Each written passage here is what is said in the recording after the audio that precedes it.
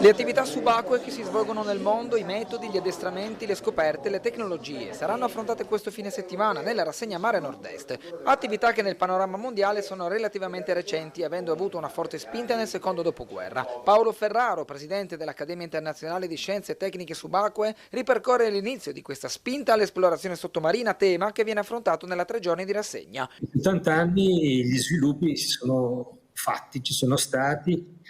Oggi l'attività subacquea possiamo dire che è un'attività quasi di massa, diffusissima.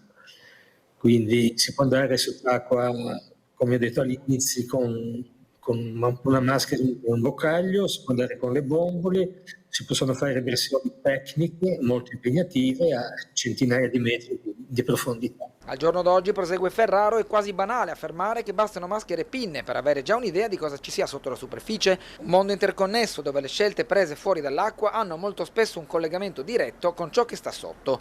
Basta comprarsi una maschera e andare a dare un'occhiata dalla superficie. Non c'è bisogno di andare in profondità, già dalla superficie si può capire cosa può offrire quel mondo. Quindi è un altro mondo, diverso da quello che vediamo tutti i giorni in superficie, ma è affascinante, è ricco di vita, di forme di qualunque tipo. Tanto subacquea quanto esplorazione e sensibilizzazione sui temi ambientali. Sergio Davigo, monauta, esperto di navigazione oceanica, prossimo a una traversata da Palermo a Tokyo, ospite speciale di Mare Nord-Est, è ben consapevole dello stato di salute dei mari, condizionati da un forte inquinamento, soprattutto a causa delle plastiche. Non è il mare in grandissima forma e sicuramente c'è bisogno di un aiuto di tutti.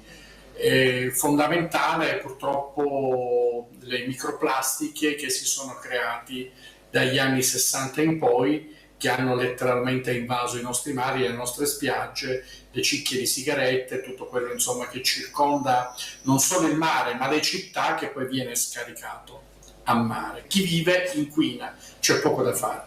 Ma fare attenzione per esempio anche nelle piccole cose, utilizzare meno plastica possibile, una volta che c'è una cultura dell'attenzione, soprattutto cercare di rendersi conto. Voi non avete idea di quante cicche di sigarette noi troviamo in spiaggia, è una cosa veramente incredibile, parliamo veramente di migliaia e migliaia di cicche di sigarette che ovviamente finiscono in spiaggia perché poi o chi fuma in spiaggia o alla fine non vengono filtrate dagli apparati che scaricano e quindi comunque si ritrovano poi nel mare.